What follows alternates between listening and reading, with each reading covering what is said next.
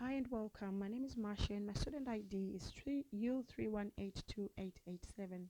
Today I'm going to talk about walkability around Swinger Hill neighborhood, which is closed off from the main part of Philip between Athlone and Hindmarsh Drive. Swinger Hill gets its name due to trigonometrical nature of its geology. It was built in 1970s. You can actually tell by the old buildings, the old townhouses that you see. Walkability is a measure of how friendly an area is to walking. Oftentimes, there are obstacles or difficulties that limit people in the community from easily traveling from one place to another. Walkability audits are a great way to identify these obstacles. Walkability to me is about 1 to 1.5 miles radius around my home to where I can get all my services. I actually prioritize the route that children use when walking to school and the route used going to work, exercising, or going to the shops. There are several factors which contribute to making an area pedestrian friendly.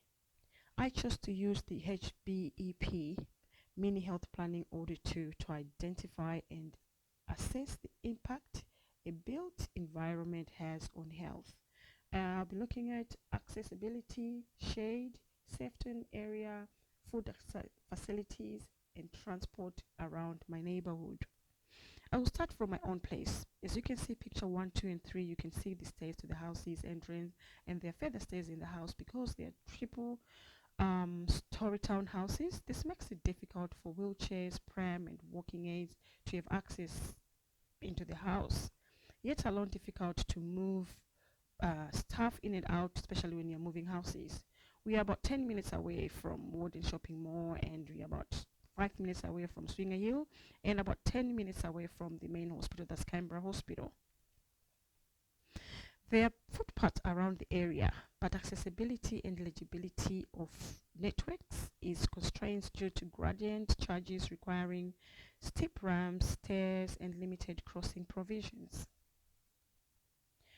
From my house to the hospital, there is no footpath as you can see on the picture. There is a tiny road which was formed by people walking, maybe their dogs, or walking to work or exercising. This is actually a disadvantage to everyone who uses the wheelchairs or walking aids. They'll be restricted. You can also see a small bridge as you go. There's a small bridge there. Um, the surface is not leveled where the dust road connects to the bridge. There is no smooth transition from the road to the bridge. You can also see, after that, you can see the traffic lights, the pedestrian, which is correct there, and it's not actually even. You can see some traffic lights, and the road is clean. There's also a zebra crossing, which provides safer crossing because they provide better visibility for drivers and pedestrians. The footpath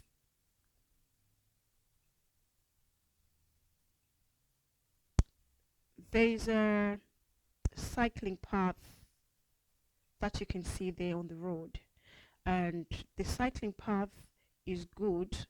However, it may not fit riders of all levels. For example, those who are less confident or the young riders. This is due to cycle lanes next to the main road. Some people will be scared to drive to cycle next to the cars. Picture number 11 is the adult mental health unit at the Canberra Hospital.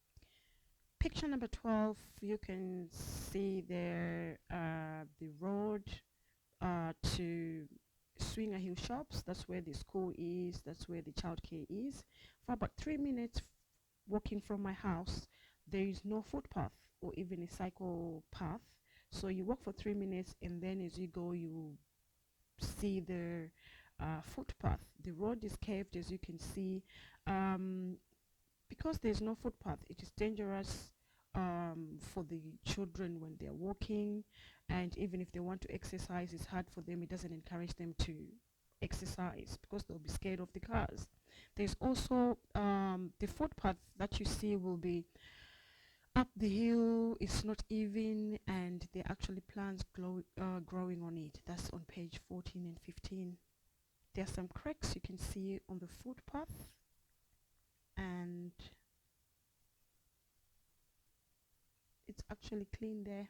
But as you get closer to school, you see that the path, the footpath will get smoother, and still you can't walk side by side as it is narrow. The next picture, 17, 18, and the next page, you see the Canberra School, the child care.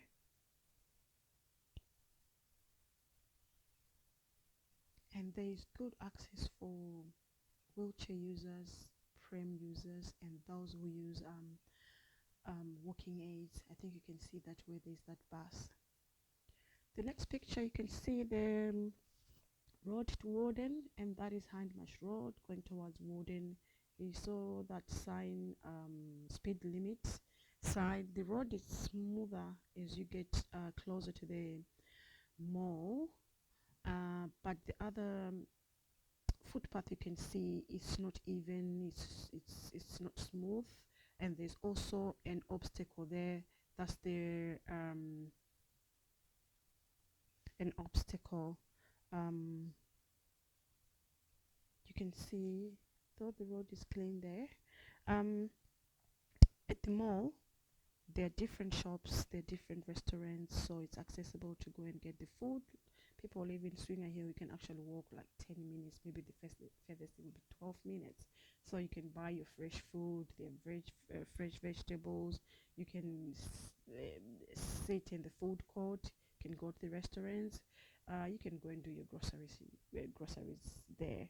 And you've got the choice to choose, you've got the choice from where to buy from. The next 3-4 pictures, you can see the playground there, which has got a park with a small playground, and there are trees around it, though they're not enough to create shade. There's also a bench, but there's no covered shade for the people who will be just watching their kids or those who want to rest there. On your way to the park, there is no footpath. As you can see that road caving, you can see there's no footpath, so it's hard for people who will be walking there. Don't feel safe when they're going there. Up there, you can see the street lights, though it's during the day, but when it's night time it's hard to see, and you won't be safe you don't feel safe to walk night time because it's not lit enough. After doing the walkability audit, some suggestions or some improvements that I observed, and this includes maybe they need a provision of more footpath, and they need to be wide enough. There's some trip hazards there which are present, and they need maintenance, the footpath maintenance, and more cycle path as well. They need accessible pedestrian signal maybe in each corner so that people know where they're going to. They need like school zone signs, installation of curb ramps, and maintenance is needed. There is need to monitor and improve safety in my neighborhood, as it makes walking a more attractive option. To conclude, we need to improve walkability because it is proven to lower risk of obesity and diabetes, heart attack, and some of the cardiac problems. It also provides safe street for all. Thank you very much for watching and listening.